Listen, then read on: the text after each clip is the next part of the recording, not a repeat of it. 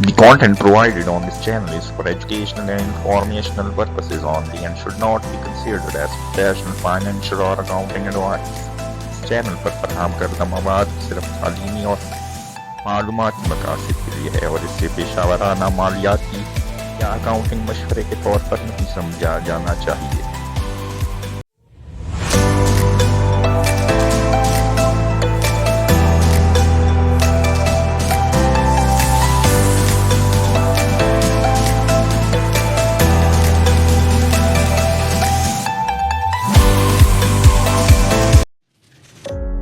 Hello friends, अस्सलाम वालेकुम। जैसे कि लास्ट लेक्चर में हम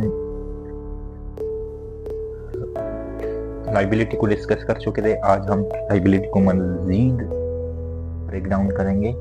लाइबिलिटी हमने पढ़ी थी लास्ट लेक्चर में।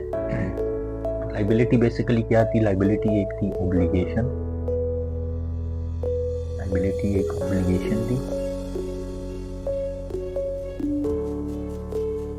जो कि अराइज होती थी किसी भी पास्ट इवेंट या ट्रांजैक्शन की वजह से। अब ऑब्लिगेशन क्या चीज होती है? Duties and responsibilities.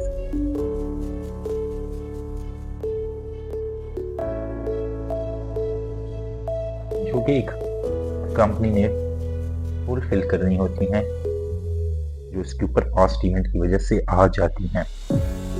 जैसा कि मैं एक कॉन्ट्रैक्ट करता हूँ कि मैंने एक कंपनी से फॉर एग्जांपल कोई चीज़ परचेज करनी है, कॉन्ट्रैक्ट हो गया। अब उस कॉन्ट्रैक्ट के मुताबिक फ्यूचर मेरी रिस्पॉन्सिबिलिटी है मैं वो चीज़ परचेज करूँ। इसी तरह अगर मैंने पास्ट में लोन लिया है तो फ्यूचर में मेरी रिस्पॉन्सिबिलिटी है कि वो मैं लोन वापस करूं, पे करूं। मेरे ऊपर पास्ट इवेंट, वो पास्ट ट्रांजैक्शन जो हुई है उसकी वजह से एक ऑब्लिगेशन बनी है, ड्यूटीज। तो बेसिकली अगर देखा जाए ना तो लाइबिलिटी एक क्या होती है? ड्यूटीज एंड रिस्पॉन्सिबिलिटीज होती हैं जो कि पास्ट इवेंट की वजह से अराइज हो जाती हैं।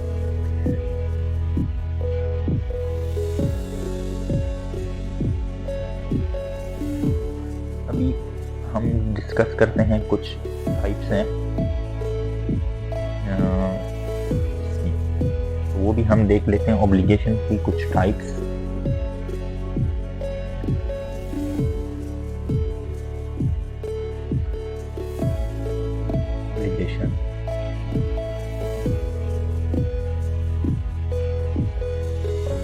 ऑब्लिगेशन ऑब्लिगेशन की टाइप्स अगर हम देखें तो एक टाइप है इसकी लीगल ऑब्लिगेशंस। लीगल ऑब्लिगेशन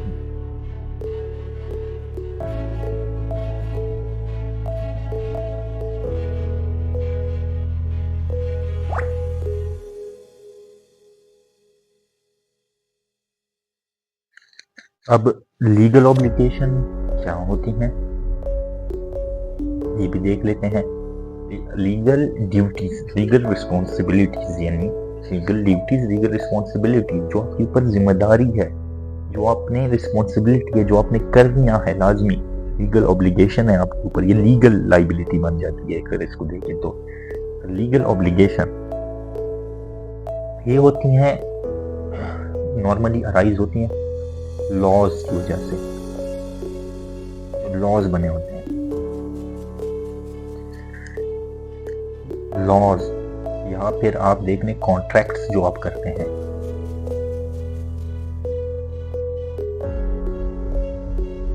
या कॉन्ट्रैक्ट्स जो हो गए या एग्रीमेंट्स हो गए, तो इसकी वजह से आपके ऊपर एक लीगल ऑब्लिगेशन आती है। जब आप कोई कॉन्ट्रैक्ट करते हैं, उस कॉन्ट्रैक्ट के नतीजे में आपकी राइट्स भी होती हैं, लेकिन राइट्स के साथ साथ आपकी रिस्पॉन्सिबिलिटीज भी होती हैं। और वो जो कॉन्ट्रैक्ट की वजह से रिस्पॉन्सिबिलिटी होती है, अगर आप वो फुलफिल ना करें तो उसके ऊपर आपके ऊपर लीगल केस बन सकता है। ये लीगल ऑब्लिगेशन बन जाती है आपकी। कभी भी कोई कॉन्ट्रैक्ट करेंगे तो ये आप जब आपने वो साइन कर दिए तो आपकी लीगल ऑब्लिगेशन है कि आप उसके अंदर जो जिम्मेदारियां आपके ऊपर आई हैं, रिस्पॉन्सिबिलिटीज आई हैं, उसे आपने फुलफिल करना है। तो उसकी वजह से, उस कॉन्ट्रैक्ट की वजह से फिर आपके ऊपर लाइबिलिटी क्रिएट हो जाती है। इसी तरह लीगल के साथ साथ एक होती है स्टैट्यूटरी, एक होती है स्टैट्यूटरी।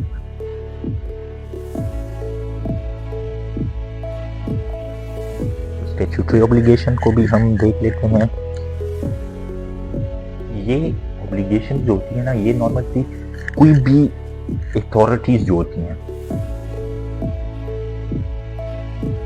इसके पास राइट होता है कि वो आपके ऊपर कोई लॉ जो है, कोई कानून जो है वो आपके ऊपर लागू कर सके। जैसे कि टैक्स अथॉरिटीज होती हैं, इसके अलावा टैक्स के अलावा जो ह्यूमन राइट्स की अथॉरिटीज होती हैं, बहुत सारी इस तरह की अथॉरिटीज मौजूद हैं जो आपके ऊपर मुख्तलिफ कानून या लॉज इम्पोज करती हैं। तो अगर इसके एग्जाम्पल पे के लिए हम देख लें, तो अगर आप देखें ना, एक अथॉरिटी है एनवायरमेंटल जो चीज़ों को देख रही होती है, गवर्नमेंट का एक कह लें एक डिपार्टमेंट होता है जो एनवायरनमेंट को देख रहा होता है। तो अगर आपने किसी जगह पे कोई फैक्ट्री लगाई है या इसके अलावा कंपनी से रिलेटेड कोई इवेंट आपने वहाँ पे किया है, तो अब वो अथॉरिटी जो एनवायरमेंटल अथॉरिटी है वो आपके ऊपर इम्पोज करती है कि वो आप जगह साफ भी करें, उसको क्लीन अप करें। तो अब ये बात याद रखिए कि हर स्टैट्यूटरी ऑब्लिगेशन जो होती है वो लीगल भी होती है, क्योंकि अगर आप वो जो अथॉरिटी ने आपके ऊपर इम्पोज किया हुआ है लॉ वो फॉलो नहीं करेंगे तो आपके ऊपर लीगल केस बनेगा कि आपने फॉलो क्यों नहीं किया। हर स्टैट्यूटरी ऑब्लिगेशन लीगल ऑब्लिगेशन होती है, लेकिन हर लीगल ऑब्लिगेशन स्टैट्यूटरी नहीं होती, क्योंकि अगर कॉन्ट्रैक्ट जो है वो दो लोगों के दरमियान है, कोई अथॉरिटी आपके ऊपर नहीं इम्पोज कर रही होती। जो बंदे होते हैं, दो पार्टीज होती हैं जो अपनी मर्जी से कॉन्ट्रैक्ट में जाती हैं, लेकिन अगर आप उस कॉन्ट्रैक्ट को फॉलो नहीं करते, आप उस कॉन्ट्रैक्ट में अपनी रिस्पॉन्सिबिलिटी पूरी नहीं करते, तो दूसरी पार्टी आपके ऊपर केस कर सकती है, और उस केस का जो है वो लीगल केस होगा आपके ऊपर कि आपने इलीगल एक्टिविटी की है और आपने इस केस जो कॉन्ट्रैक्ट था उसमें अपनी रिस्पॉन्सिबिलिटी फुलफिल नहीं की। तो समझ में आ गई बात कि हर स्टैट्यूटरी ऑब्लिगेशन लीगल ऑब्लिगेशन होती है, लेकिन हर लीगल ऑब्लिगेशन स्टैट्यूटरी नहीं होती, इसमें कोई अथॉरिटी आपके ऊपर इम्पोज नहीं कर रही होती। देखते हैं मजीद टाइप्स ऑब्लिगेशन की। एक होती है मजीद अगर हम देखें, एक होती है कॉन्स्ट्रक्टिव। नाम से अगर आप देखें ना, इसका नाम बता रहे कॉन्स्ट्रक्टिव।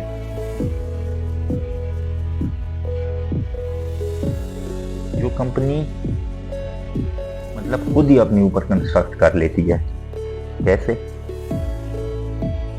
कोई पास्ट प्रैक्टिसेस कंपनी के हैं,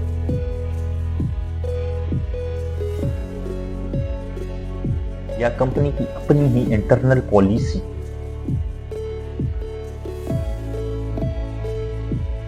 जो है वो उससे एक जो है आपके ऊपर ऑब्लिगेशन क्रिएट हो जाती है। जैसे कि पास्ट में आपकी कोई पॉलिसी भी नहीं थी, कुछ भी नहीं था, लेकिन आप लोगों को जो है ना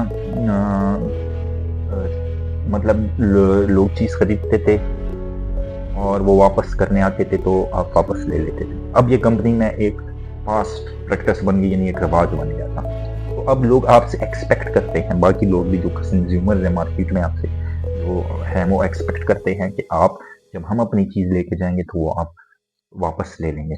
तो ये रिटर्न की एक ऑब्लिगेशन हो जाती है कि चीज़ें वापस आएंगी, तो ये खुद कंपनी क्रिएट करती है और ये उनके ऊपर बनती है, कंस्ट्रक्टिव होती है। तो इसी तरह पॉलिसीज कुछ कंपनी ने अपनी खुद बनाई होती हैं और वो पॉलिसी जो है वो कंपनी ने खुद कंस्ट्रक्ट की होती हैं। उन पॉलिसीज की वजह से आपके ऊपर ऑब्लिगेशन बन रही होती है।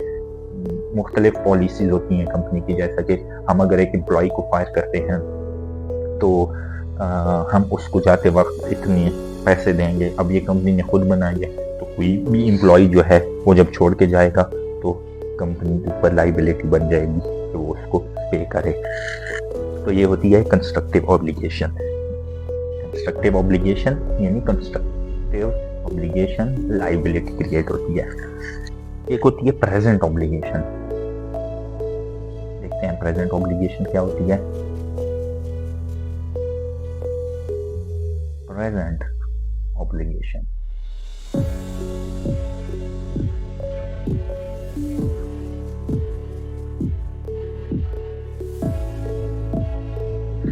प्रेजेंट ऑब्लिगेशन को अगर आप देखें ना तो ये बात याद रखिए, एक होती है बैलेंस डेट।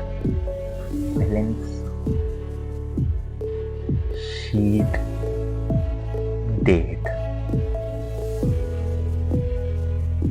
अब बैलेंस शीट डेट वो होती है जो लास्ट डेट होती है आपकी अकाउंटिंग पीरियड की, वो आपकी बैलेंस शीट डेट होती है। क्योंकि उस लास्ट डेट जो होती है, जैसे कि मैंने अपनी बैलेंस शीट, मेरा अकाउंटिंग पीरियड जो है वो 1 जनवरी से शुरू होता है और 31 दिसंबर तक है। तो 31 दिसंबर, ठीक है, 31 दिसंबर मेरा लास्ट डे अकाउंटिंग पीरियड का। तो 31 दिसंबर जो है, यानी 31 दिसंबर को ही मेरी बैलेंस शीट बनेगी, स्टेटमेंट ऑफ फाइनेंशियल पोजीशन बनेगी 31 दिसंबर। तो ये मेरी बैलेंस शीट डेट है। इस डेट के ऊपर जो 1 जनवरी से 31 दिसंबर है, इसके लिए बैलेंस शीट बनेगी, इस पीरियड की बैलेंस शीट बनेगी, इस पीरियड की इनकम स्टेटमेंट बनेगी। तो 31, 31 1 दिसंबर बैलेंस शीट डेट होती है। और बैलेंस शीट डेट को जो आपके ऊपर लाइबिलिटी, जो ऑब्लिगेशंस आ रही होती हैं, एग्जिस्ट कर रही हैं बैलेंस शीट डेट के ऊपर, उनको हम प्रेजेंट ऑब्लिगेशंस कह रहे होते हैं। जो बैलेंस शीट डेट के 31 दिसंबर को आप देखेंगे ना, यार मेरे ऊपर ये मेरी लाइबिलिटीज, ये ऑब्लिगेशंस आ रही हैं, तो वो आपकी प्रेजेंट ऑब्लिगेशंस बनेंगी। अब कुछ इनवॉइस फॉर एग्जांपल ले लें, कुछ इनवॉइसेस थी, ठीक है, जैसे मैंने परचेज किया हुआ था, कोई मटेरियल परचेज किया था। अब ईयर एंड के ऊपर मैं आया, मैंने कहा यार ये इनवॉइसेस तो पेंडिंग है, आउटस्टैंडिंग है, अभी तक पे नहीं हुई। तो 31 दिसंबर को ये प्रेजेंट ऑब्लिगेशन क्रिएट होगी कि मैंने ये पे करना है। तो ये हमें बैलेंस शीट डेट के ऊपर याद रखना है, बैलेंस शीट डेट के ऊपर देखना होता है। जो भी ऑब्लिगेशन क्रिएट होंगी वो प्रेजेंट ऑब्लिगेशन होंगी। इसके अलावा हमने एक कॉन्टेंजेंट लाइबिलिटी पढ़ी थी, तो सेम ही कॉन्टेंजेंट लाइबिलिटी जिस तरह होती है वो कॉन्टेंजेंट ऑब्लिगेशन, क्योंकि लाइबिलिटी ऑब्लिगेशन होती है।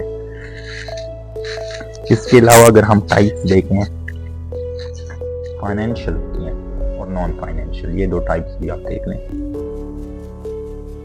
एक financial versus non financial.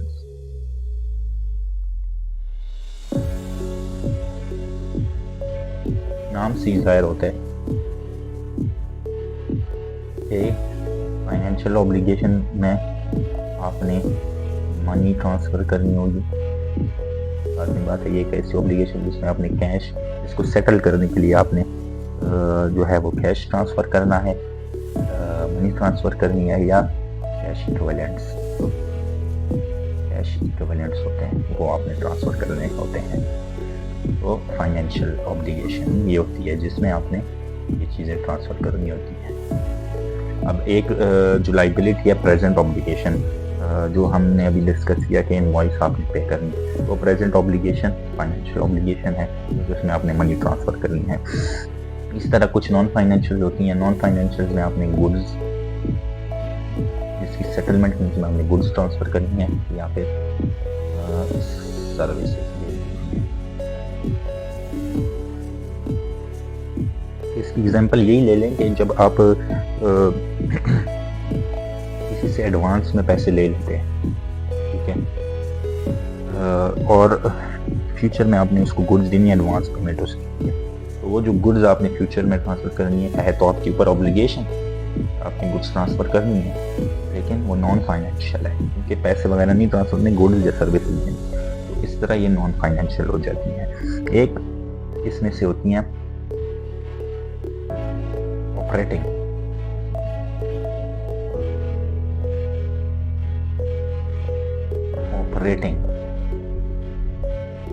Obligations. ये वो ऑब्लिगेशंस होती हैं जो नॉर्मल बिजनेस एक्टिविटीज होती हैं,